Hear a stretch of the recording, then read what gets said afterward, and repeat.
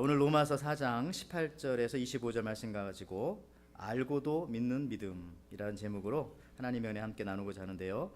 제가 2주 전에 비갈랜드 여름휴가 다녀왔습니다. 하와이 비갈랜드 가서 이것저것 보았지만 지금도 제 기억에 가장 확실하게 남는 기억 중에 하나는요, 일주일 정도 거기 있다가 그 코나 공항에서 호놀룰루 공항에 오려고 비행기를 탔습니다. 비행기는 코나 공항에서 활주로 쪽으로 이제 빠르게 움직이더군요. 그 조그만한 그 작은 비행기 창문을 통해서 옆을 봤는데, 그때 제 눈에 딱 스치면서 지나간 게 무엇인가 하면은 공항 활주로 옆에 있는 소방서였습니다. 공항 활주로 옆에 있는 소방서, 제 기억으로는 그때 한 5대 정도의 그 소방차가 거기에 스탠바이하고 대기하고 있었습니다. 이것을 보면서 생각했죠.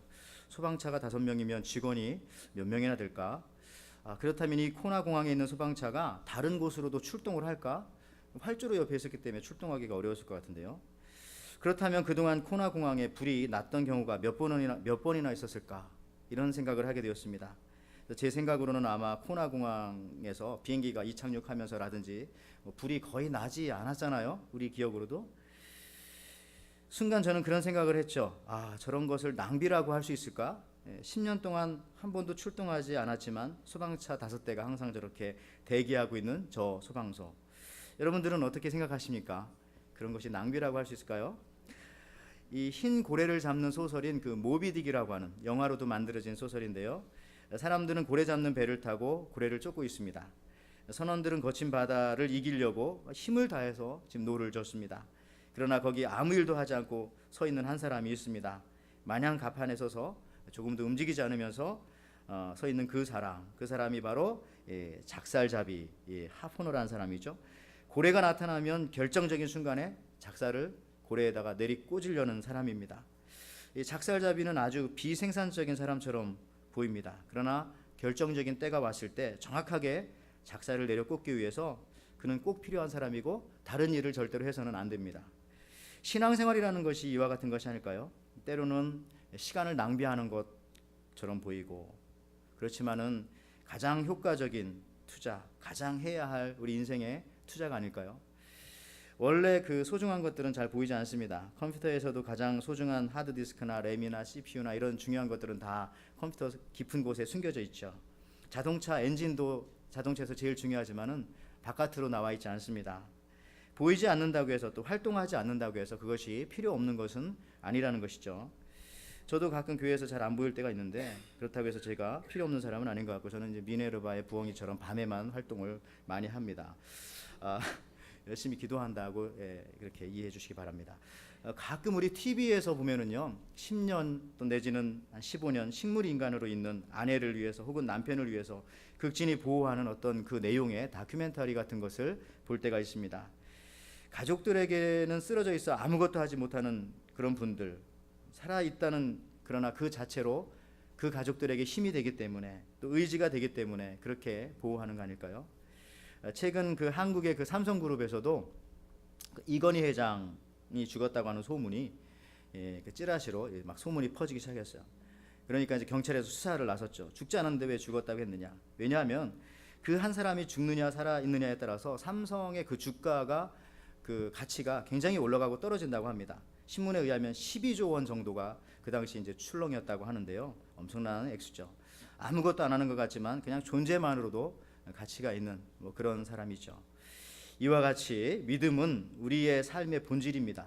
보이지는 않습니다. 그러나 믿음이 무너지면 모든 것이 다 무너지고 깨어지고 존재하기가 힘들어요. 교회도 그렇고 가정도 그렇고 인간관계도, 사회 모든 단체가 다 그렇습니다. 제가 지난주 휴가를 다녀온 어느 가족한테 들은 얘기인데, 허락을 받지 않고 얘기를 해서 괜찮을지 모르겠지만 이해하고 들으시기 바랍니다. 휴가를 다녀오신 한 가족이 계신데요. 그분들이 공항에서 비행기가 출발했어요.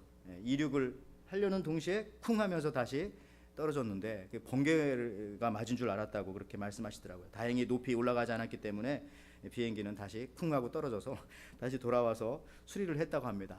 그런데 이 승객들은 대기실에서 하루 종일 기다렸다는 것이죠. 근데 거기에 먹을 게 없어요. 맥도날드나 버거킹 이런 것만 있으니까 그런 걸 드시면서 하루 종일 계셨는데, 그때 저는 잠깐 생각해 봤습니다. 왜 하루 종일 기다리게 했을까? 물론 비행기를 고치는데 하루 종일 걸렸을 수도 있지만은 만약에 그것이 사소한 결함이어서 한두 시간 만에 고치는 그러한 문제라고 할지라도 한두 시간 후에 자, 다 고쳤습니다. 타십시오. 그러면 승객들이 불안해서 탈 수 있을까요? 하는 생각을 했습니다. 오히려 지루하고 지칠 정도로 설령 일찍 고쳐 놓았을지라도 끝까지 붙잡고 있어서 승객들이 이제 안전도 중요하지만 빨리 집에 갔으면 좋겠다 이런 생각을 가질 때 타라고 하면은 좀 마음에 믿음이 생기겠죠. 어찌 보면 그런 시간들은 믿음의 시간일 수가 있습니다.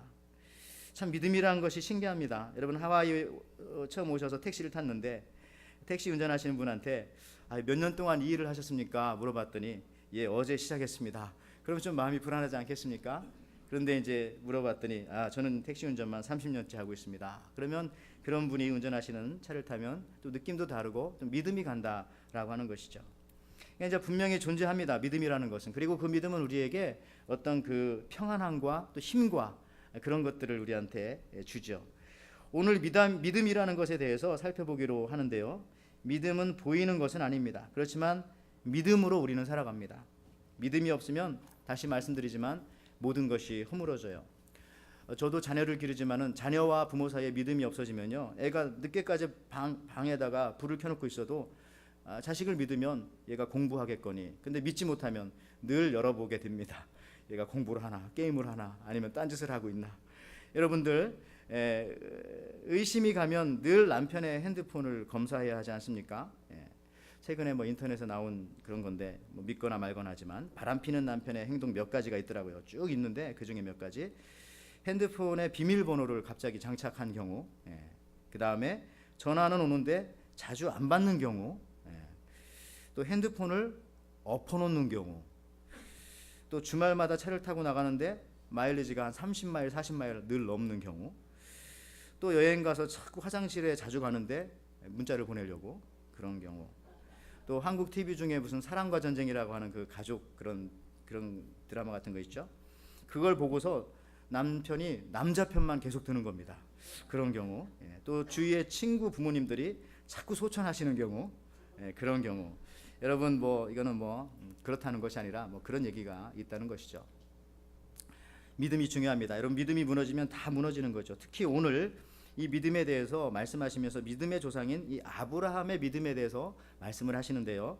오늘 본문을 한번 보세요. 로마서 4장 18절에서 19절에 있는 말씀인데요. 아브라함이 바랄 수 없는 중에 바라고 믿었으니 이는 내 후손이 이와 같으리라 하신 말씀대로 많은 민족의 조상이 되게 하려 하심이라. 그가 백세나 되어 자기 몸이 죽은 것 같고 사라의 태가 죽은 것 같음을 알고도, 그래도라는 의미죠. 알고도 믿음이 약하여지지 아니하고. 오늘 아브라함의 믿음에 대해서 말씀하시면서 알고도 믿었다라는 것이죠. 한마디로 말하면 알고도 믿음이 약해지지 않았다. 그러면 무엇을 알고도 믿었다는 것입니까? 무엇을? 19절에 나오지 않습니까? 자기 나이가 100세가 된 할아버지고 자기 부인은 90세가 된 할머니 사라, 이미 생리가 끊어진 할머니라는 사실을 알았다는 겁니다. 그런데 그것을 알고도 믿었다는 것이죠. 영어 성경에 보면은 죽음의 현실과 맞닥뜨려졌음에도 두 사람이 그래도 믿었다라고 하는 의미로 나타납니다. 즉 이 믿음은 무조건 믿는 거, 덮어놓고 믿는 거, 그런 것은 아닙니다. 그냥 말로만 믿습니다 하는 것도 믿음은 아닙니다. 믿음은 사실 알고 믿는 거죠. 물론 믿으면 알게 된다라는 말도 있지만 엄밀하게 따지면 믿음은 알고 믿는 것이고, 더 나아가서는요, 알고도 믿는 것이 바로 하나님께서 우리에게 원하시는 믿음입니다. 심지어 그동안 안 되었던 것을 알고도 믿는 것, 그 믿음에까지 나가야죠. 심지어 그러니까 의심하면서도 믿는 겁니다. 머릿속은 의심하지만 나도 모르게 내 행동이 가요. 오늘 주일 예배 가야 할까 말까 라고 계속 머릿속으로는 막 고민했는데 벌써 여러분들 여기 와 계시잖아요. 그런 건 믿음이 있는 것이죠. 즉 무조건 믿는 사람은요 다 잘 믿어요. 그런 사람은 살펴보면은 성경도 잘 믿지만 불경도 잘 믿고 교회도 잘 다니는데 가끔 절에도 잘 다니시는 것 같고, 그저 그냥 모든 것을 잘 믿는 성품 성향을 가졌을 뿐입니다. 이렇게 잘 믿는 성품을 가진 분들은 사기도 잘 당합니다. 누구나 다 잘 믿기 때문에 결혼 사기도 당하고 사업 사기도 당하고 경제적인 사기도 잘 당하죠. 왜냐하면은 뭐든 잘 믿는 그런 성향을 가졌기 때문에. 그러나 그런 것은 믿음이 아니라는 것이죠. 오늘 적어도 로마서 4장에서 말씀하는 그런 믿음은 아닙니다. 성경에서 말하는 믿음은요, 알고도 믿었다는 것입니다. 그렇다면 이 인간의 아는 행위를 뛰어넘는 무엇인가가 거기 존재한다는 것인데, 우리가 아는 것보다 더 확실한 것, 그것이 무엇입니까? 바로 하나님의 약속의 말씀, 지금 이 시대에는 기록되어져 있는 성경 말씀이라는 것이죠. 알고도 믿음이 약하여지지 않는 이유는 자신의 신념을 믿는 것이 아니라 하나님의 말씀을 믿었기 때문에 알고도 믿을 수 있다는 것입니다. 여러분, 자신의 신념을 믿으면 어떻게 될까요? 어떤 사람이 사막에서 길을 헤매고 있었는데 13일 만에 구조가 되었다고 합니다. 근데 이 사람 어떻게 13일 동안 뭘 했나 물어봤더니 매일매일 쉬지 않고 그래도 12시간씩 이렇게 걸었대요. 근데 나중에 보니까 5마일 큰 원을, 서클을 그리면서 돈 것이죠. 매일매일. 여러분, 인간은 그렇대요. 이게 이 윤형 방황이라고 하는데요, 사람의 눈을 가리거나 또 사막과 같은 사방이 똑같은 곳에서 걸면은요, 사람이 직선으로 걷기가 힘들다고 합니다. 20m를 가면 약 한 40cm, 4m 정도 이렇게 옆으로 움직인대. 그래서 100m쯤 눈을 가리고 걸게 되면은 사람이 이렇게 서서히 원을 그리면서 걷기 시작한다는 겁니다. 그래서 결국은 제자리로 돌아온다는 거죠.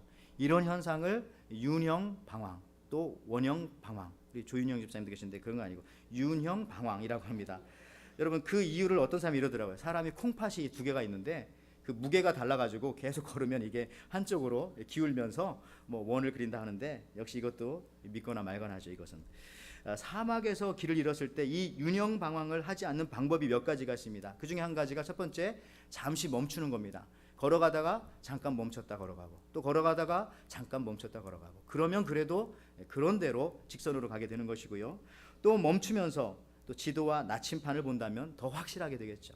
그리고 멈추어서 밤하늘의 북극성을 보고 걸어간다면 더 정확하게 걸어갈 수가 있겠죠. 여러분들, 나침판, 지도, 북극성, 바로 이런 것들이 영적인 의미에서는 성경 말씀입니다.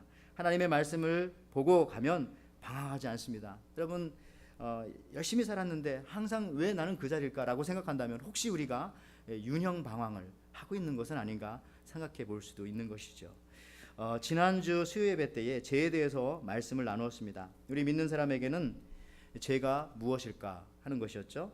죄의 백화점이라는 별명을 가지고 있는 성경 말씀, 로마서 1장 28절에서 32절에 있는 말씀인데 기니까 제가 좀 빨리 읽어볼게요. 죄의 백화점이라는 별명을 갖고 있어요.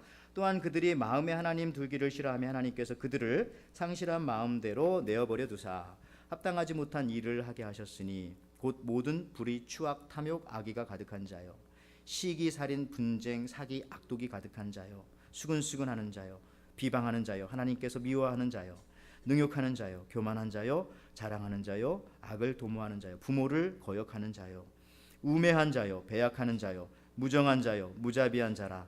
그들이 이 같은 일을 행하는 자는 사형에 해당한다고 하나님께서 정하심을 알고도가 또 나왔네요. 알고도 자기들만 행할 뿐 아니라 또 그런 일을 행하는 자들을 옳다 하느니라. 아브라함은 믿음을 알고도 믿었지만 죄인들은 그 죄를 알고도 짓는다는 겁니다. 여러분, 솔직히 말해 보시죠. 예수님 믿고 나온 다음에 짓는 대부분의 죄는 모르고 짓는 죄가 제 생각엔 거의 없는 것 같아요. 이게 죄다라는 것을 알고도 짓는 경우가 90%는 넘습니다. 솔직히 말하면 그렇지 않습니까? 여러분들, 여기 아브라함처럼 알고도의 믿음을 가진 사람이 또 구약 성경에 한 명 더 있죠. 많지만 BC 6세기에 살았던 다니엘입니다. 다니엘은 하나님을 믿는 사람으로서 우상을 섬기는 다리오 왕을 섬길 수밖에 없었어요. 포로로 잡혀갔기 때문에. 그 당시에 3명의 총리가 있었습니다. 그중 한 사람이 다니엘인데요, 이 다니엘은 마음이 섬세하고 실력이 있어서 3명의 총리 중에 가장 크게 왕의 신임을 받았습니다. 그러다 보니까 나머지 2 총리로부터 시기와 모함을 받습니다. 다니엘을 죽음에 몰아넣기 위해서 2 총리는 특별법을 만듭니다. 다니엘이 오직 말씀대로 하나님께만 절하고 묻는다는 것을 알고요, 이런 특별법을 만들었어요. 그 나라에서 30일 동안 왕 외에 다른 신이나 또 다른 사람에게 무엇을 절하고 구하면 사자굴에 집어넣는 그런 법을 만들었습니다. 그러니까 왕도 이걸 들어보니까 자기를 높이는 것 같으니까 흔쾌히 승낙하고 도장을 찍어줬습니다. 그때 매일 정해진 시간에 하나님께만 굽혀 기도하던 다니엘은요, 이 특별법이 제정된 것을 알고도 하나님께 굽혀 기도하고 경배했습니다. 다니엘서 6장 10절에 있는 말씀입니다. 다니엘이 이 조서에 왕의 도장이 찍힌 것을 알고도 또 나오잖아요. 알고도 자기 집에 돌아가서는 윗방에 올라가 예루살렘을 향한 창문을 열고 전에 하던 대로 하루에 3번씩 무릎을 꿇고 기도하며 그의 하나님께 감사하였더라. 죽을 것을 알고도죠. 사실은 죽을 것을 알고도. 물론 다니엘은 사자굴에 던져집니다. 다니엘서 6장 22절, 나의 하나님이 이미 그의 천사를 보내어 사자들의 입을 봉하셨으므로 사자들이 나를 상해하지 못하여 싸우니. 사자들이 나를 죽이지 못했다는 거죠. 오히려 다니엘 때문에 사자들이 힘들었을 거예요. 천사가 밤새 사자의 입을 붙잡고 있었기 때문에 그렇겠죠. 살아났습니다.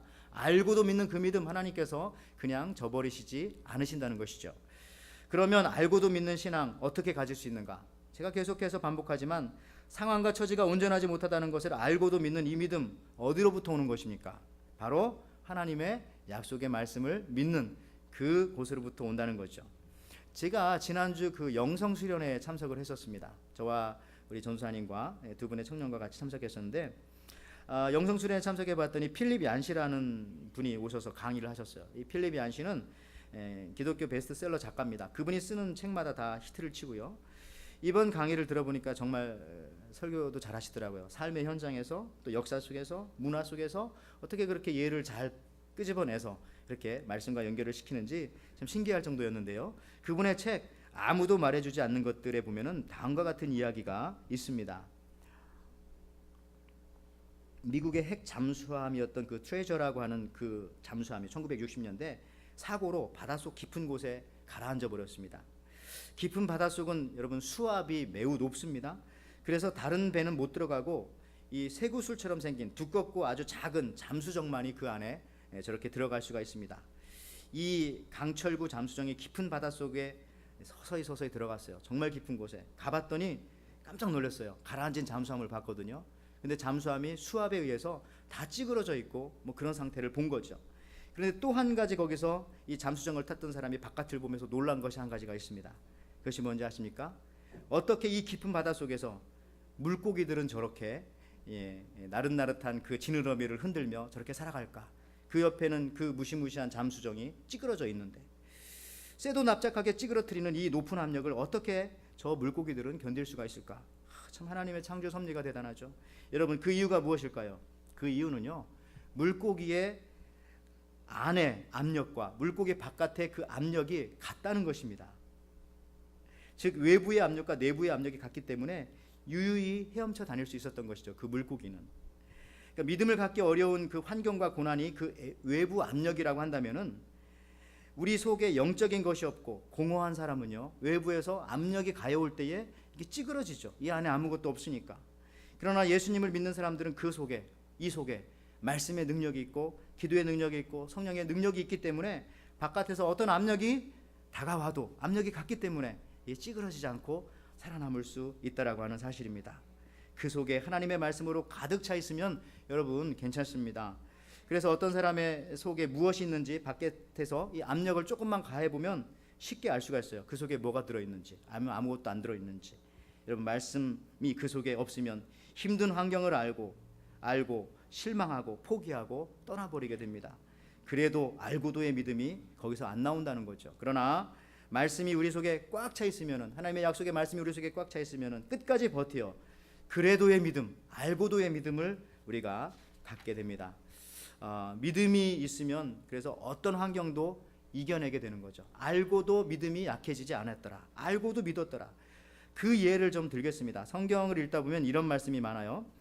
부활하신 주님이 베드로에게 하신 말씀입니다. 요한복음 21장 18절 말씀인데요. 내가 진실로 너희에게 이르노니 내가 젊어서는 스스로 띠를 띠고 원하는 곳으로 다녔거니와 늙어서는 내 팔을 벌리리니 남이 내게 띠우고 원하지 않는 곳으로 데려가리라. 이게 무슨 말씀이에요? 좀 쉬운 공동번역 성경으로 제가 읽어드릴게요. 똑같은 말인데요. 자, 이어서 정말 잘 들어두어라. 내가 젊었을 때에는 제 손으로 띠를 띠고 마음대로 돌아다닐 수 있었다. 허리띠를 띠고요. 그러나 이제 나이를 먹으면 그때는 팔을 벌리고 남이 와서 허리를 묶어 포승한다는 거죠. 예. 내가 원하지 않는 곳으로 끌고 갈 것이다 하고 말씀하셨다. 자, 이 말씀은 예수님께서 부활하신 이후에 세 번째 제자들을 만날 때 베드로에게 하신 예수님의 예언의 말씀입니다.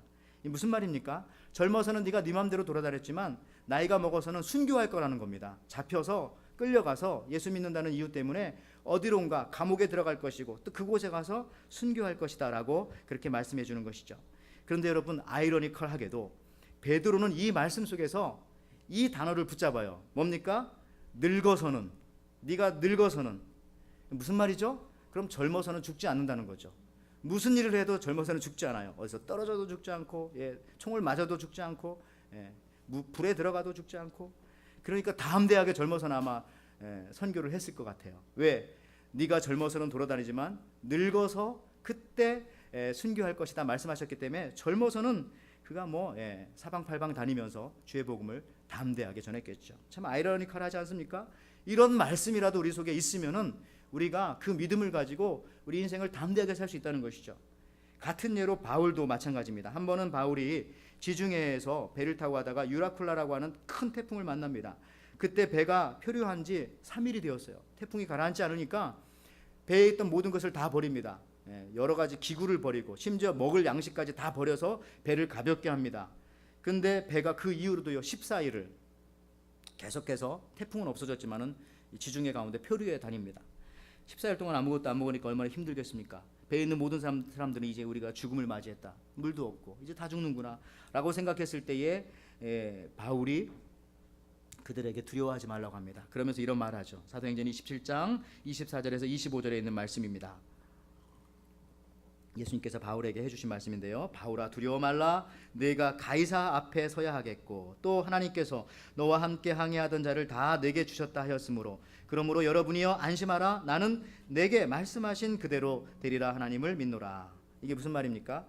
하나님께서는 바울에게 이런 말했죠. 네가 가이사 로마 황제 시저 앞에 가야 될 거다 라고 말씀하셨기 때문에 내가 시저를 만나기 전까지는 로마에 가기 전까지는 태풍이 불건 심지어 태풍이 불어서 배가 가라앉아도 우리는 안 죽는다는 거죠. 그리고 하나님께서 말씀하시기를 나 때문에 여러분들도 살려준다고 했으니까 이 말씀을 주셨으니까 걱정하지 말라는 겁니다. 여러분 이와 같이 말씀을 받으면 담대하게 살아갈 수가 있습니다. 어떤 풍랑에서도 그래도 믿을 수 있고요. 알고도 믿을 수 있는 겁니다. 풍랑이 있는 걸 알고도 배에 먹을 것이 아무것도 없는 것을 알고도 두려워하지 않는다는 것이죠. 여러분 알고도의 믿음으로 나아가세요.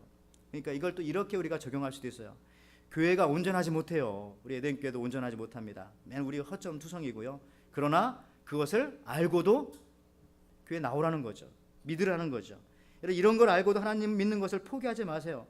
목사님인 저도 알고 보면 인간이고 때로는 힘이 부족하고 외식도 많이 하고 바깥에서 외식한다는 게 아니라 그런 외식을 많이 합니다. 또 약하기까지 하고 그러나 여러분 아시잖아요. 그러나 이런 걸 알고도 이 교회를 떠나거나 또 하나님을 떠나거나 또 믿는 것을 포기하지 말아야 된다는 거죠. 이것이 믿음의 사람의 모습이 아닐까요? 여러분 심지어 여러분의 믿음의 동료, 내가 생각했던 것보다 옆에 있는 분들이 나의 동료들이 내가 생각했던 것보다 그분이 부족하고 어떤 때는 내가 가만히 보니까 정직하지 못하는 걸 알게 되었어요. 또 어떤 때는 실망을 준다는 것을 알게 되었어요. 그래도 그것을 알고도 하나님처럼 그를 사랑하라는 거죠. 그를 포기하지 말라는 것이죠. 왜 그렇습니까? 여러분 시편 139편 4절 말씀에 이런 말씀이 있어요. 여호와여 내 혀의 말을 알지 못하시는 것이 하나도 없으시니이다. 하나님은 내 혀의 말을 다 알고 있어요. 내가 아무리 좋은 말을 해도 그 속에 어떤 의미를 가지고 말하는지 다 알고 계세요. 또 시편 44편 21절 말씀에는요. 하나님이 이를 알아내지 아니하셨느니라. 무릇 주는 마음의 비밀을 아시나이다. 내 마음의 비밀을 하나님이 아신대요. 무슨 얘기입니까? 여러분이 누군가를 그 마음의 바닥까지 다 알면은 그 사람 사랑할 수 있겠어요? 어느 사람의 밑바닥까지 다 알면은 그 사람 사랑하기 힘들어요. 쉬운 예로 여러분이 내가 누군지를 과거를 다 파헤쳐서 알면은 저희가 하는 말을 다 믿지 않을 확률이 굉장히 많습니다. 여러분 스스로도 그러실 거고요. 그렇죠? 하나님은 그런데 우리를 이렇게 다 알고도, 우리가 하는 말을 다 알고도, 나의 마음의 비밀을 다 알고도 나를 사랑하여 주셨다는 거죠. 나를 알고도 하나님께서는 자기 아들을 주시기까지 나를 사랑해 주셨다는 것이죠. 우리가 그런 사랑을 받았습니다. 여러분, 알고도, 즉 하나님, 아브라함의 믿음은 이성을 뛰어넘는 그런 믿음이었습니다. 아브라함의 믿음은 상식을 뛰어넘는 믿음이었습니다. 왜? 알고도 믿었으니까요. 믿음이 약해지지 않았으니까요. 아브라함의 믿음은 인간의 오래된 관습을 뛰어넘었습니다. 대부분 믿음이 죽은 믿음이 되는 경우가 언제입니까? 행함이 있게 하기 위해서는, 그래서 우리가 알고도 행하는 겁니다. 알고도 행하는 겁니다. 그게 죽은 믿음이 안 되는 방법이죠. 예수님의 참 신기한 기적이 있어요. 한 번은 예수님이 회당에 설교하러 가셨습니다. 근데 거기에 손이 쪼글쪼글 오그라든 한 사람이 있었습니다. 이렇게 붙었죠. 그래서 그 손이 오그라든 그 병자에게 예수님께서 가서 이렇게 말씀했어요. 네 손을 내밀어라. 지금 손이 오그라져서 몇 년 동안 살아서 움직이지도 못하는데 그걸 내밀라는 거죠. 자, 마가복음 3장 3절에서 5절 말씀이에요. 예수께서 손 마른 사람에게 이르시되 한가운데 일어서라 하시고 그들에게 이르시되 안식일에 선을 행하는 것과 악을 행하는 것, 생명을 구하는 것과 죽이는 것 어느 것이 옳으냐 하시니 그들이 잠잠하거늘 그들의 마음의 완악함을 탄식하사 노하심으로 그들을 둘러보시고 그 사람에게, 손 마른 사람에게 이르시되 내 손을 내밀라 하시니 내밀매 그 손이 회복되었더라. 이거 간단한 말 같지만은 내밀지 못하는 손을 내밀라 하니까 그 사람은 또 어떻게 내밀었는지요? 믿음이죠. 내밀었어요. 회복되었습니다. 여러분들 다 알고 있었어요. 예수님도 그 사람이 손 마른 걸 알고 있었어요. 알고도 내밀라고 했어요. 이 손이 오그라든 그 사람도 알고 있었어요. 뭐를요? 내가 이 손을 잘 쓰지 못한다는 걸 알고 있었어요. 그래도 내밀라니까 알고도 내밀었어요. 회복되었어요. 이런 거 신기하지 않습니까? 여러분들, 또 이 시몬 베드로를 예수님께서 부르실 때도 마찬가지입니다. 누가복음 5장 5절 말씀해 보니까 예수님께서 시몬을 부르실 때에 시몬이 대답하여 이르되 선생님, 우리 어부들이 밤이 새도록 수고하였으되 잡은 것이 없지만은 말씀에 의지하여 내가 그물을 내리리이다 하고, 밤새도록 못 잡았는데 가서 깊은 데 가서 그물을 내리라니까 그물을 내리는 겁니다. 여기서도 알고도죠. 뭘 알았어요? 같은 동네 사람들입니다. 갈릴리, 나사렛 뭐 비슷비슷합니다. 거기 사는 사람들. 뭘 안다는 거죠? 당신이 목수인 걸 알아요. 그리고 당신이 어부인 걸 알아요. 서로가 잘 알아요. 제3자가 봤으면 되게 웃기지 않습니까? 목수가 어부한테 밤새 고기도 못 잡은 어부한테 깊은 데 가서 그물을 내려라. 그랬더니 어부가 목수의 말을 듣고 예, 그렇게 하겠습니다. 가는 거죠. 서로가 알고도 그 일을 했어요. 예수님의 말씀을 의지하여서. 그랬더니 거기서 놀라운 기적이 나타나고요. 결국 거기서 베드로가 제자로 선택되는 것이죠. 여러분, 안 될 줄 알고도 말씀을 믿고 행할 때에 거기에 기적이 일어납니다. 그래야 예수님이 제자가 되는 겁니다. 여러분, 내가 예수님의 제자인 것을 무엇으로 나타내겠어요? 알고도 하는 겁니다. 알고도 행하는 것입니다. 톰 피러슨이라고 하는 분이 초우량 기업의 조건이라고 하는 그런 책에 보면은요, 이런 실험이 나옵니다. 어떤 실험이냐면 같은 수의 벌과 파리를 뚜껑이 없는 투명한 유리병에 넣고요, 유리병 바닥을 창 쪽으로 이렇게 놨어요. 저 그림에서는 유리병 위쪽에 이제 불을 비쳤어요. 후레쉬를. 그랬더니 어떤 현상이 벌어졌는가 하면은 이 벌은요, 빛을 보면은 출구가 있다라고 하는 것을 알아요. 벌은 빛이 있는 곳으로 도망치면 산다. 이런 지식이 있기 때문에 벌은 항상 이 병의 저 위쪽으로, 창문 쪽으로, 빛이 있는 쪽으로 저렇게 계속해서 거기 헤딩을 하고 가서 부딪히고 하다가 결국은 지쳐서 다 떨어져 기진맥진한 겁니다. 그런데 그 밑에 있는 파리들은 어떻게 하는지 아십니까? 이 파리는 머리가 벌보다 나빠요. 그러니까 그냥 어디든지 막 팅팅팅팅 튕기다가 2분 만에 저 병에서 다 빠져나왔다는 것이죠. 이것이 무슨 얘기입니까? 이 벌은요, 알고 있는 자기의 그 작은 지능 때문에 오히려 자기 인생의 우환이 된 겁니다. 그것이 큰 고난과 고통이 된 것이죠. 벌은 가두어 두면 가장 밝은 쪽에 반드시 출구가 있다는 것으로 생각하고 있으므로 너무나도 논리적인 행동만을 취하고 말았다는 거죠. 벌에 있어서 유리병은 여지껏 한 번도 본 것이 없는 초자연적인 현상이며 어려운 응용 문제가 되었다는 것입니다. 그런데 오히려 어리석은 파리는 그냥 여기저기 아랑곳하지 않고 막 그냥 날아다니다가 2분 만에 다 빠져나오게 되었다라고 하는 사실이죠. 여러분, 단순한 자에게 행운이 기다린다 하는 그런 말과 마찬가지로 여러분들, 때로는요, 우리가 알고 있는 그 인간의 상식, 알미라는 거, 안다라고 하는 거, 조금 아는 거, 하나님이 비하면 우리가 가지고 있는 뭐 이 박사학위 이런 것들 아무것도 아니죠. 조금 아는 거, 그런 것들 때문에 우리가 아직도 저 병에 갇혀 있는 것은 아닙니까? 예, 알고도 행동을 하면은 파리처럼 나올 텐데, 여러분들 내 머릿속의 생각과 고정관념을 뛰어넘는 것, 이것이 믿음이죠. 믿음은 내 상식과 지식을 뛰어넘는 것입니다. 여러분, 말씀을 마칩니다. 오늘 말씀을 삶에 적용하면서 좀 마치기 원하는데요. 그 한국 그 교육방송 EBS에서 방송한 짧은 다큐가 있습니다. 제목은 세상을 움직이는 제3의 법칙이라고 하는 제목으로 기억합니다. 여러분들 중에서도 혹시 이것을 본 분 계실 텐데요. 이런 거죠. 실험을 했어요. 어떤 사람이 횡단보도를 건너가다가 갑자기 하늘을 한 사람이 이렇게 쳐다봅니다. 횡단보도에서 옆엔 차가 있고, 그러면 사람들이 다 이렇게 생각한대요. 저 사람 미쳤나? 왜 횡단보도에서? 근데 그 다음에 이제 두 사람이 이제 하늘을 쳐다봐요. 그러면 뭐라고 한다고 사람들이요? 저 사람들 뭐 하는 거야? 이렇게 생각한다는 거죠. 그런데 세 사람이 횡단보도에서 하늘을 쳐다보기 시작하면 나머지 사람들이 다, 많은 사람들이 같은 곳을 쳐다본다는 거죠. 진짜 뭐가 있나? 네 사람, 다섯 사람, 여섯 사람, 일곱 사람. 똑같은 예로 해변에서 한 사람이 춤을 추면은 역시 저 사람 미쳤나? 왜 저기 춤을 추나? 두 사람이 춤을 추면 뭐냐 쟤네들. 예. 세 사람이 춤을 추면 그때부터 여기서 춤추는 곳인가 보구나. 나도 한번 춰볼까? 같이 춘다는 거죠. 여러분, 우리가 또 예배 시간에 아멘 아멘 하잖아요. 한 사람이 아멘 하면 뭡니까? 이런 생각할 수 있어요. 두 사람이 아멘 하면 저분들 뭐지? 그럼 세 사람이 아멘 하면 그때부터 나도 아멘 해야 되는 거구나. 아멘 하게 된다는 것이죠. 뭐 그런 논리와 같아요. 여러분, 우리 전도도 마찬가지입니다. 아멘 아멘 아멘. 예, 전도도 마찬가지입니다. 한 사람이 전도하러 나가면 왜 저러지? 우리 안 하는데.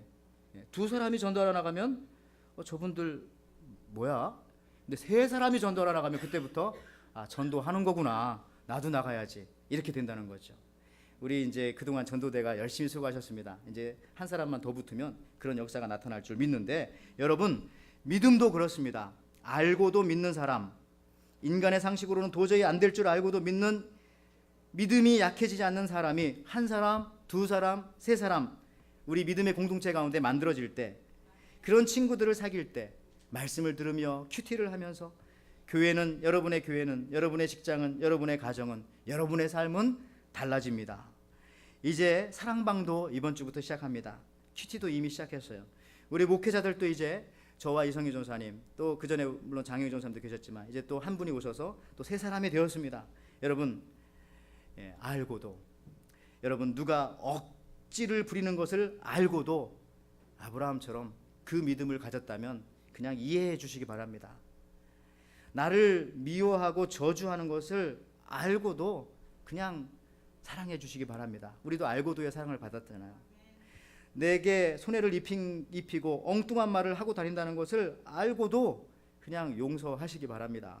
예. 그때 그 사람이 바로 당신인 줄 알고도 그냥 넘어가 주시기 바랍니다.